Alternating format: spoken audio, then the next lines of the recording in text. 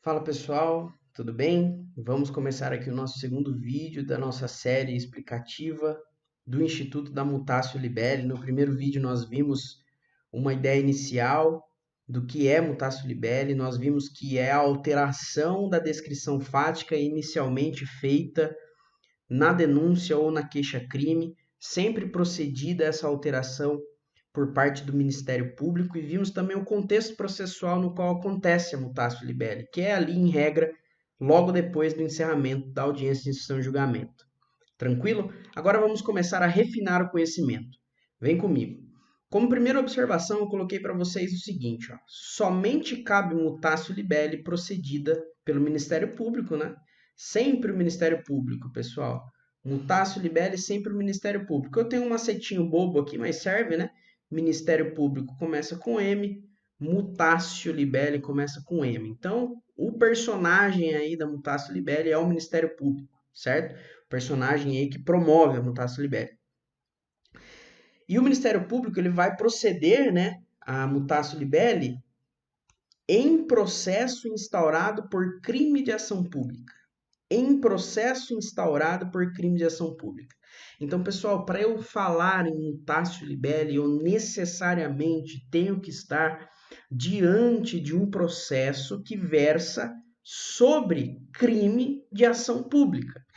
O que quer dizer também que, quando eu estiver diante de um processo que verse sobre crime de ação privada, eu não falo de mutatio libelli. Beleza? Então, só falo de mutatio libelli em processo instaurado por crime de ação pública.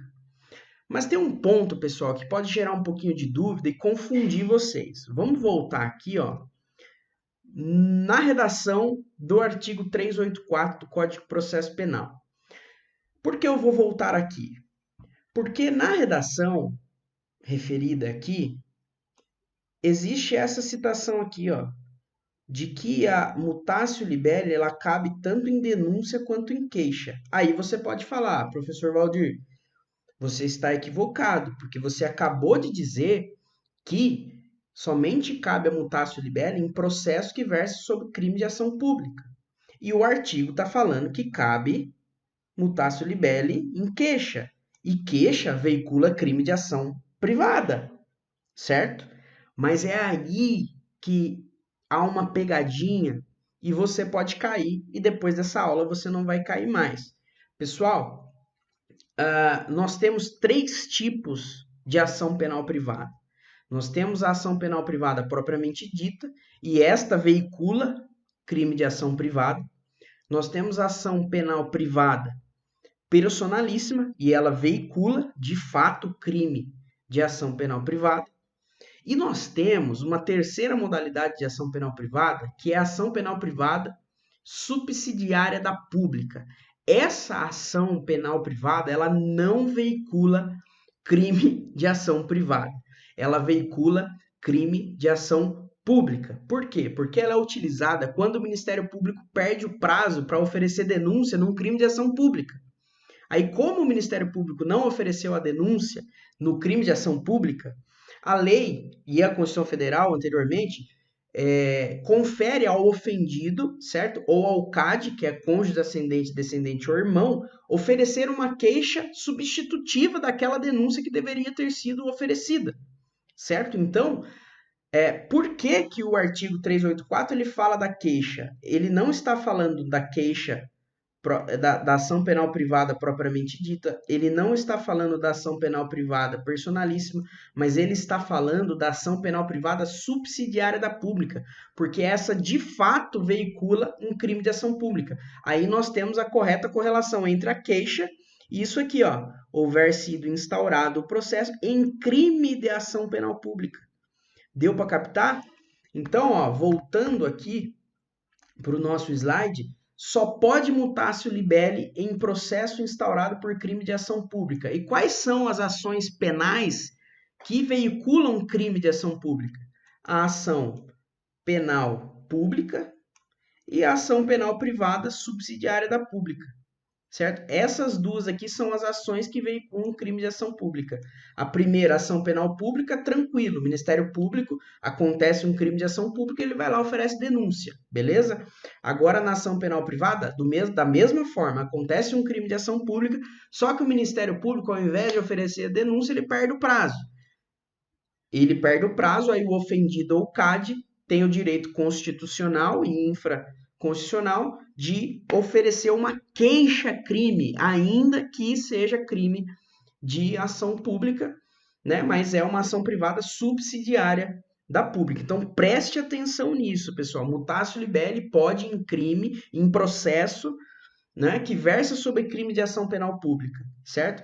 Mas não necessariamente precisa ser uma ação penal pública, porque pode ser uma ação penal pública, mas também pode ser uma ação penal privada subsidiária da pública, sendo que ambas veiculam crime de ação pública, beleza? Vamos a 2 exemplos aqui para a gente arrematar esse entendimento. Ó. Imagine que houve alteração da descrição fática que inicialmente era uma simples subtração de coisa alheia móvel. A descrição era essa, subtração de coisa alheia móvel, beleza?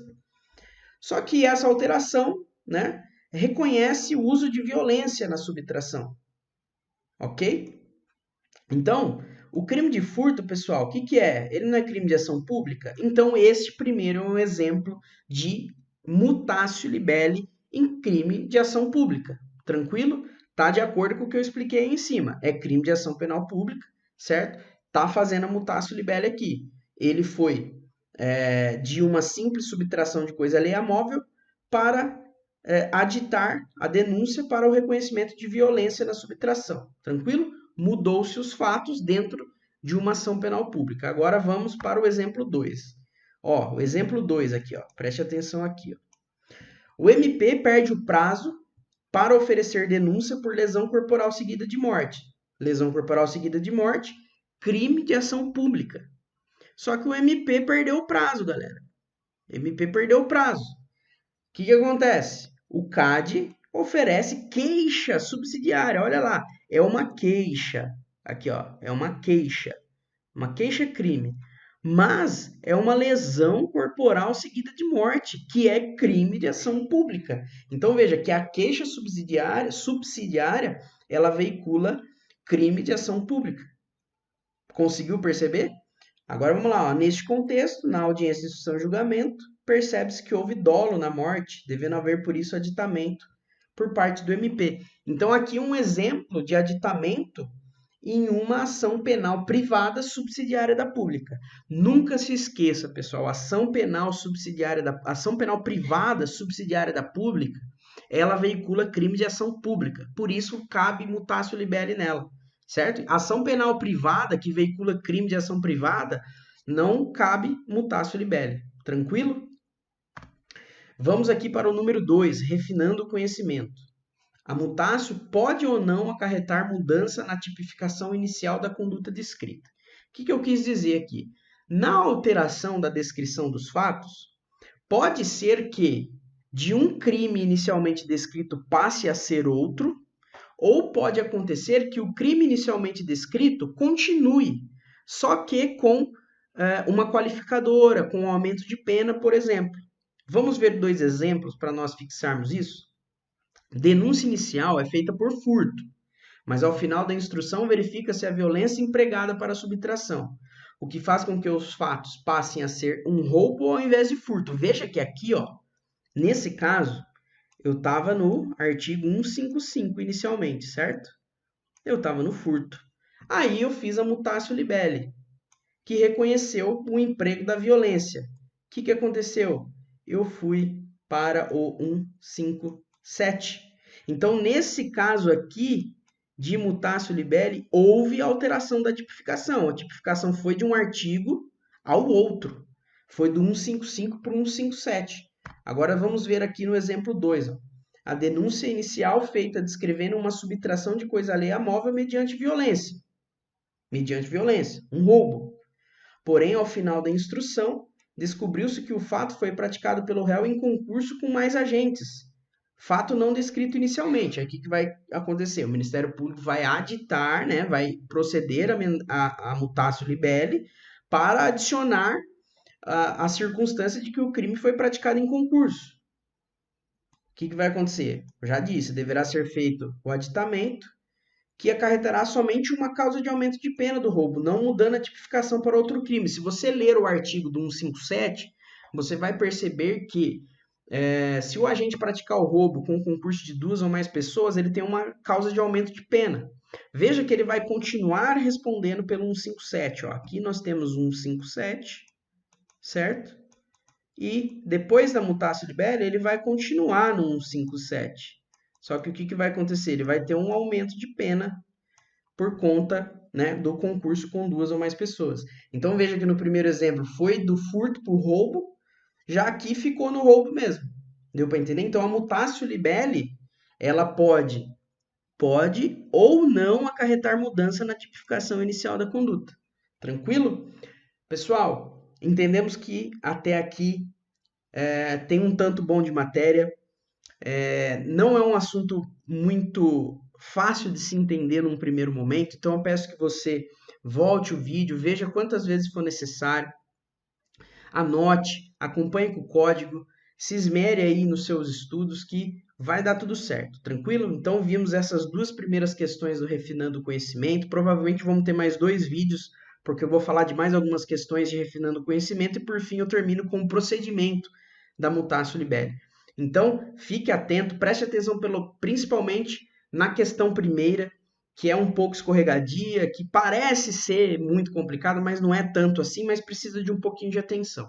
Beleza? Um grande abraço a todos e força nos estudos aí.